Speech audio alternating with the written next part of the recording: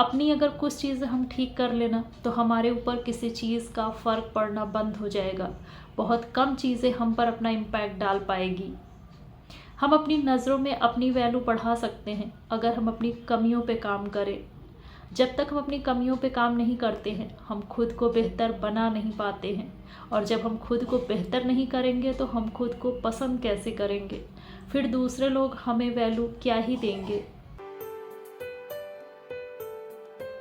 हमारी ये जो आदत है ना कि हम दूसरों की बुराई करते हैं, दूसरों को बस हर वक्त जज करते रहते हैं, इस चीज़ पर अपना कंट्रोल करिए कि आप दूसरों को जज करना छोड़ेंगे। अब आप दूसरों की बुराई नहीं करेंगे। ये चीज़ें मुश्किल है, बट अगर आप मन बनाएंगे तो ये चीज़ ज़रूर होगी। जिस दिन से आपने ऐसा मन बनाया, जिस दिन आपने इस चीज़ पर ध्यान देना शुरू किया कि आपको अब दूसरों के बारे में कुछ भी उल्टा सीधा नहीं बोलना है, किसी को भी जज नहीं करना है, उसी दिन से आप खुद पर ध्यान देने लगेंगे। आपका फोकस खुद पर बनने लगेगा। कई बार हम लोगों की बुराई सिर्फ इसलिए करते हैं क्योंकि हमारे अंदर जेलसी होती है। हम किसी दूसरे के जैसे बन नहीं पाते हैं, बनना चाहते हैं बट पॉसिबल नहीं है।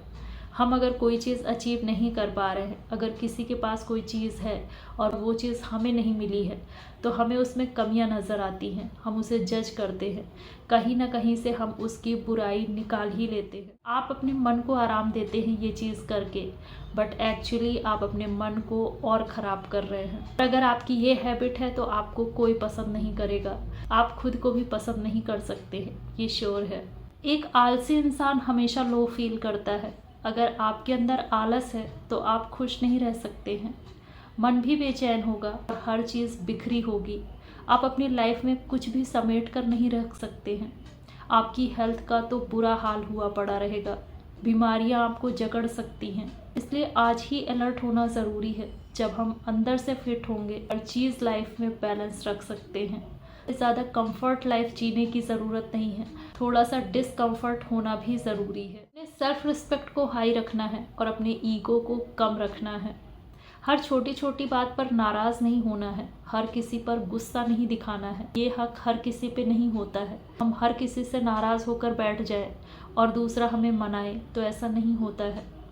हर बात पर अगर आप चिढ़ेंगे तो आपको कोई लाइक नहीं करेगा और आपकी लाइफ में ही काफ़ी प्रॉब्लम्स आएंगी। आप अंदर ही अंदर काफ़ी परेशान होंगे। अगर कोई खुशी खुशी आपके लिए कुछ भी करता है तो अच्छी बात है, बट किसी को फोर्स नहीं करना है, किसी को मजबूर नहीं करना है कि वो आपको याद रखे।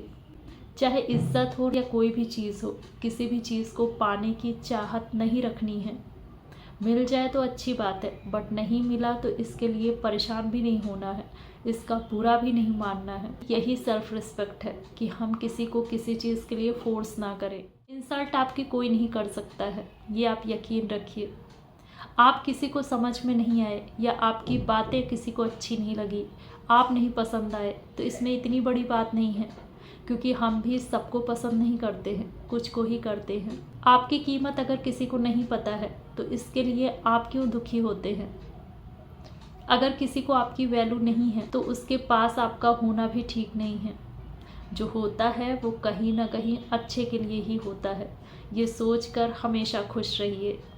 अगर कोई चीज़ आपको नहीं अच्छी फीलिंग दे रही है तो उस चीज़ से खुद को दूर कर लीजिए, बट उसके आसपास रहते हुए नेगेटिव बन के घूमना ये बुरा है। हर इंसान खुद को अच्छा मानता है और दूसरों को बुरा। हर किसी को लगता है कि वो सही है।